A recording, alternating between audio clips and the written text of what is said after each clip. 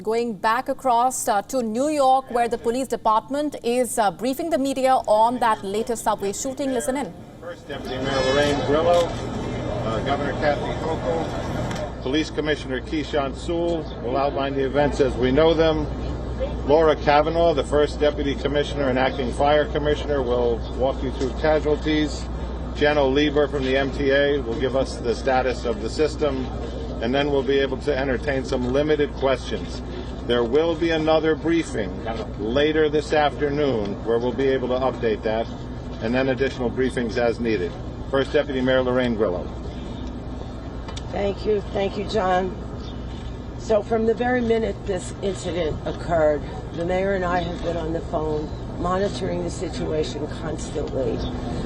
We have worked with all of our agencies, the FDNY, NYPD, OEM, all of the agencies who have worked really hard together, and we continue to throw all of the city's resources at this situation.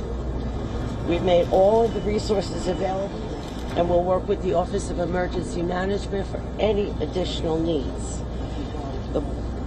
I'm going to ask the Police Commissioner, Keyshawn Sewell, to speak to you and give you an update on the events of today.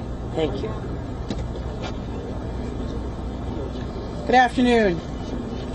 We're here to update New Yorkers about an active shooting incident that took place this morning inside the 36th Street subway station on the N line. I want to begin by assuring the public that there are currently no known explosive devices on our subway trains, and this is not being investigated as an act of terrorism at this time. We can also report that although this was a violent incident, reportedly we have no one with life-threatening injuries as a result of this case. This investigation is only hours old, so please note this information is subject to change. Just before 8:24 this morning, as a Manhattan-bound N train waited to enter the 36th Street station, an individual on that train donned what appeared to be a gas mask. He then took a canister out of his bag and opened it. The train at that time began to fill with smoke. He then opened fire, striking multiple people on the subway and in the platform. Again, we will describe him as an individual. He is being reported as a male black, approximately 5 feet 5 inches tall with a heavy build. He was wearing a green construction type vest and a hooded sweatshirt. The color is gray. At this time, we are working with our federal partners, where we are asking for the public's help. Anyone with information, videos, or photographs, no matter how insignificant they think that may be, is encouraged to call Crime Stoppers at 800-577-TIPS. All calls are strictly confidential. I'd like to turn it over to the FDNY to give information about the victims. Oh, I'm sorry. I apologize. The governor would like to speak now. Governor Hochul, my apologies. Sorry. Good afternoon. This morning, ordinary New Yorkers woke up in anticipation of a relatively normal day. They left their homes en route to school, en route to their jobs, and to a normal day, as I mentioned. That sense of tranquility and normalness was disrupted, brutally disrupted, by an individual so cold-hearted and depraved of heart that they had no caring about the individuals that they assaulted as they simply went about their daily lives. This individual is still on the loose. This person is dangerous. They're asking individuals to be very vigilant and alert. And you'll get more reports on specificity as the day goes on. So this is an active shooter situation right now in the city of New York. I just got off the phone with the mayor. He's recovering well. He is monitoring. He's actively engaged in the situation. I wanted to let him know that the people of the entire state of New York stand with the people of this city, this community, and we say no more. No more mass shootings. No more disrupting lives. No more creating heartbreak for people just trying to live their lives as normal New Yorkers. It has to end, and it ends now. And we are sick and tired of reading headlines about crime, whether they're mass shootings or the loss of a teenage girl or a 13-year-old. It has to stop. I'm committing the full resources of our state to fight this surge of crime, this insanity that is seizing our city, because we want to get back to normal. It has been a long, hard 2 years. That's what we crave, that sense of stability and normalcy. And this is what the mayor and I are going to continue to work toward. And I thank the partners, the brave people of the MTA, the first ones who had the sense, the drivers of the train, to leave the station to make sure no more victims could be hurt. The NYPD, FDNY, state police, everyone involved in this has one purpose, and is to stop the insanity of these crimes. You'll hear now from our fire department. I want to thank them for being there to help us diffuse a volatile situation, but we'll be giving continued reports as this day unfolds. Again, we ask everyone to be careful, be cautious, report what you see. It is likely that someone out there listening to this is going to help us, lead us to that individual. You have a description of what they're wearing. You know the details. But this is the day we pull together as New Yorkers, united in a common purpose to say no more. And that is what I'm going to continue to do as the governor of the state of New York, working with our local partners right here. Thank you. Governor.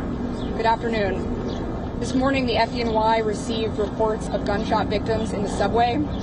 Thanks to their quick response, we were able to treat 16 patients. 10 of those patients are suffering from gunshot wounds at this time, and 5 of them are in critical but stable condition in our local hospitals. Can you say that again? Yes, we have 16 total patients. 10 of them are suffering from gunshot wounds, and 5 of them are in critical but stable condition at this time. And I'm going to pass it over to the MTA for an update on our subways. Okay. First of all, we have to thank the NYPD and the FDNY and the whole team who've done so much to protect us and help immediately to recover from this situation. And I also need to acknowledge the MTA workers who had the foresight to immediately move a train that was on the platform, the R train, out of the station so it could carry people to safety. That was smart thinking. Right now, B service is suspended, W service is suspended. The D and the N and the R are running with suspensions and some shuttle buses.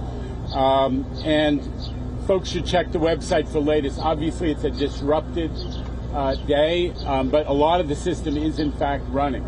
I just want to say one thing on a personal note, which is on 9/11, I stood on 4th Avenue and watched people, New Yorkers, come back from that tragedy. And I thought I'd watch New Yorkers help each other and storekeepers walk out and give people water. That was the same thing we saw on the platform today. We saw New Yorkers in a difficult situation, an emergency, helping each other.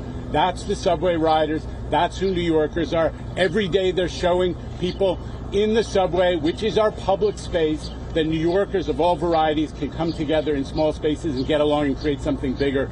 That's what we remember in these emergencies, as well as the tragedy and the thought for the quick recovery of the victims, is New Yorkers are incredibly resilient, just as they are in every emergency, and we thank them for what they've done, and we thank the governor and the mayor for their leadership in all of our recovery from COVID and from every one of these challenges. So, just to reiterate, we're going to be very limited in what we are able to answer in questions. Just to also underline our partners here, we got Mike Regan. Mike Regan is the Assistant Special Agent in charge of the Joint Terrorism Task Force with the FBI and NYPD. John DeVito from ATF, who's helping us with tracing efforts and investigation. He's the Special Agent in charge for New York City. We have the Brooklyn District Attorney, Eric Gonzalez, who is also here. And, of course, Chief Ken Corey, Chief of Department, and First Deputy Commissioner Ed Caban.